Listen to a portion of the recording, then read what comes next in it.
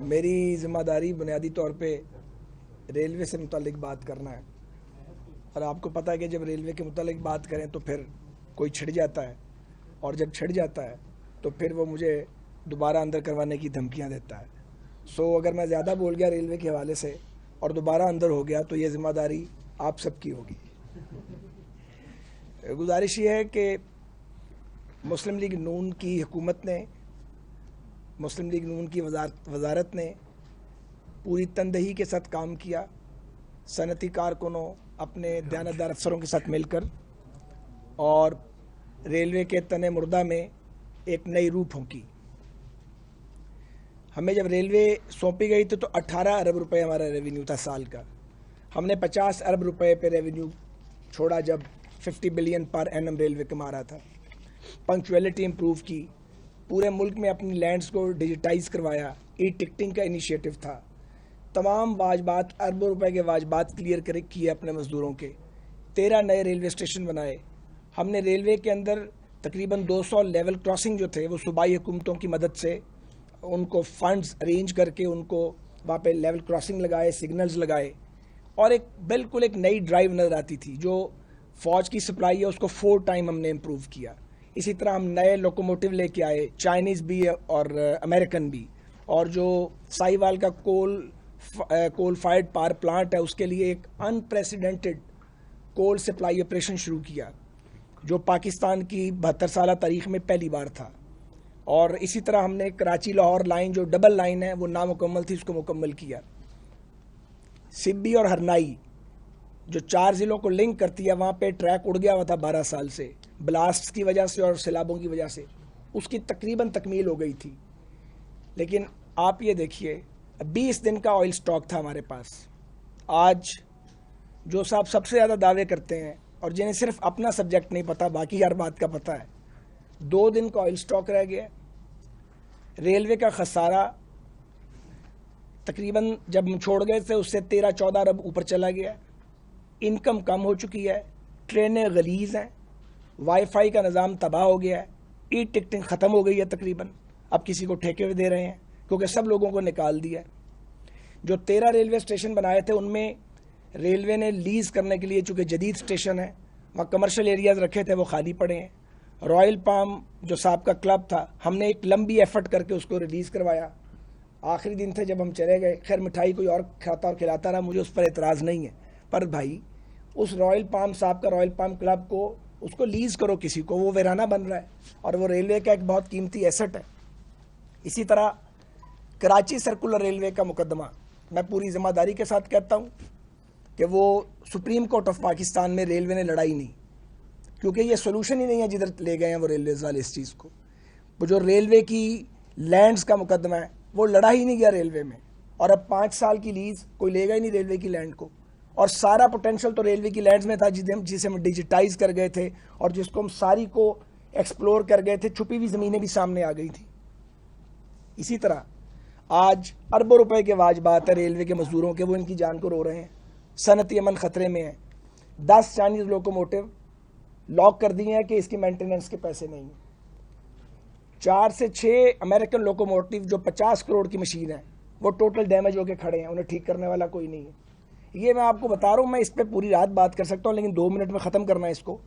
तो हमने जैकबाबाद बसीमा गवादर के लिए जो जगह है उसकी डिज़ाइनिंग भी की, उसके पैसे भी जमा करवाए बलूचिस्तान गवर्नमेंट को। मुझे बिल्कुल नहीं पता कि ये ज़मीन इन्होंने एक्वायर की है या नहीं की है। ग्वादर में हम 200 एकड़ ज़मीन की जगह के पैसे गवर्नमेंट ऑफ बलूचिस्तान को दे गए थे ताकि वहाँ पर टर्मिनल बने, रेलवे स्टेशन बने, और 285 एकड़ ज़मीन और हमने एक्वायर करनी थी। ये ML1 का मौसूफ दावा करते हैं कि ये मैंने 2007 में ख्वाब देखा था। वो ख्वाब कहाँ देखा था जिस ख्वाब का कोई सबूत ही नहीं है। भाई CPEC का नाम तो पहली बार मियाँ नवाज शरीफ के दौर में लोगों ने सुना, ML1 का नाम, उसकी अपग्रेडेशन का पहली बार हमारे ही दौर में सुना, हमारे ही दौर में फ्रेमवर्क एग्रीमेंट हुआ, हमारे ही दौर में उसकी फिजिबिलिटी बनी, हमारे ही दौर में उसकी डिज़ाइनिंग मुकम्मल हुई। और ये 5 साल में जो काम होना था आप 9 साल पे ले गए हैं, और रखे आपने 6 अरब रुपए हैं, तो ये तो 2 सदियों में मुकम्मल नहीं होगा और प्रोजेक्ट की कॉस्ट बढ़ जाएगी। वो कॉस्ट कौन बेयर करेगा? वो जो स्पेशल यूनिट हमने तश्कील दिया था इशफाक खटक साहब की लीडरशिप में, उसको तोड़ दिया। यानी जहाँ से नज़र आया ना कि कोई आदमी हमारे दौर का है, वो कितना भी काबिल और लायक था उसको उड़ा के परे मार दिया। नतीजा ये है कि आज रेलवे डूब रही है, सिंक कर रही है। और अगर ये हालात रहे और 2-4 साल तो रेलवे को वापस लाने के लिए ट्रैक पे शायद कोई फार्मूला कारगर साबित नहीं होगा।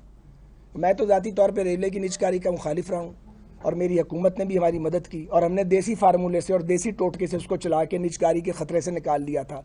हम प्राइवेट पब्लिक पार्टनरशिप में लेके जा रहे थे कि रेगुलेटरी बॉडी के तौर पे रेलवे गवर्नमेंट के पास रहे, मगर मौजूदा हुकूमत ने तो सत्यानाश करके रखती है। ये तो चंद बातें हैं जी रेलवे के बारे में। मैं आपको ये भी गुजारिश करना चाह रहा हूँ, अब सिब्बी अरनाई पे 300 करोड़ रुपए तकरीबन लग चुके हैं और वो इनकी जान को रो रहा है वो सेक्शन। भाई उसको मुकम्मल करो, 90% कंप्लीट हो गया है, वहाँ रेलवे स्टेशन बन गए हैं, वहाँ एफसी के साथ एक कॉन्ट्रैक्ट और सिक्योरिटी का और ट्रेन को चला दो, लोगों की ज़िंदगियों को आसान करो। जो नई ट्रेनें चलाई हैं वो 75% खसारे वाली ट्रेन हैं। कोई सदर साहब को खुश करने के लिए चलाई गई, कोई वज़ीर आज़म साहब को खुश करने के लिए ट्रेन चलाई गई, नेट रिजल्ट सिफर है। अब एक एक करके बंद करनी पड़ रही हैं, तो एक तबाही मची हुई है। मुझे सिर्फ मुख्तसर ये गुजारिश करनी है, सारी बातें हो चुकी हैं कि कुछ अर्सा पहले गल्फ़ के एक मुल्क ने इसराइल को तस्लीम किया है, तो नज़र ये आ रहा है कि इसराइल का इन्फ्लुएंस बढ़ेगा अरब ममालिक में, गल्फ़ में और इस रीजन में। ज़ाहिर है ग्रैंड प्लान होगा और इसराइली जो हैं वो हिंदुस्तान के क्लोजेस्ट एलाइज़ हैं, तो पाकिस्तान पर भी उसके असरात लाजमी पड़ेंगे। मैं ये सवाल पूछना चाहता हूँ कि क्या कौमी क़यादत इसे कहते हैं कि बजाय आप जो बैनुल अक़वामी या आलमी या कौमी चैलेंजेस हैं उनका मुकाबला करने के लिए सर जोड़ें, आप लोगों को घसीटें, उनको ड्रैग करें, उनको जेलों में ठूसें, झूठ बोलते रहें, लोग जेलों से बाहर आ जाएं, फिर उनको दोबारा भेजने के ऊपर फ़िक्रमंदी करें। इस तरह मुल्क चलते हैं? क्या पाकिस्तान आगे बढ़ रहा है? कोई एक शख्स ये मानने को तैयार है? दुनिया में आलमी सफ़बंदी बदल रही है। पाकिस्तान के जो पॉलिसी मेकर्स हैं उनके पास वक्त ही नहीं है, हुक्मरानों के पास वक्त ही नहीं है कि वो कोई पॉजिटिव बात करें। उन्हें शरीफ ख़ानदान को टारगेट करने से फुर्सत मिलती है तो वो PMLN को टारगेट करते हैं, उससे फुर्सत मिलती है तो वो अपोजिशन की बाकी पार्टीज़ को टारगेट करते हैं। ऐसे तो मुल्क नहीं चल सकता। तो मैं ये ज़रूर कहना चाहता हूँ, पाकिस्तान के तमाम जो दर्द दिल रखने वाले लोग हैं, जो सियासी जमातों में मौजूद हैं, पाकिस्तान के अदारों में मौजूद हैं और पॉलिसी मेकिंग में मौजूद हैं, कि अपने दिल पे हाथ रख कर ये सोचें कि हम पाकिस्तान को किस सिमत में लेके जा रहे हैं और क्या हम अपने आने वाली नस्लों को एक मजबूत पाकिस्तान देंगे या एक मुनक़सिम तकसीम दर तकसीम वाला पाकिस्तान, कि एक दूसरे की शक्ल देखने के हम रवादार ना हो, एक दूसरे से एक दूसरे से बात करने के रवादार ना हो। तो ये मैं समझता हूँ कि इमरान खान साहब की हुकूमत ने, जो एक जमहूरी हुकूमत नहीं है, पाकिस्तान को एक ऐसे कल्चर से रोशनास करवा दिया है जिसमें नफरत और तलखी बढ़ी है और पाकिस्तान पीछे गया।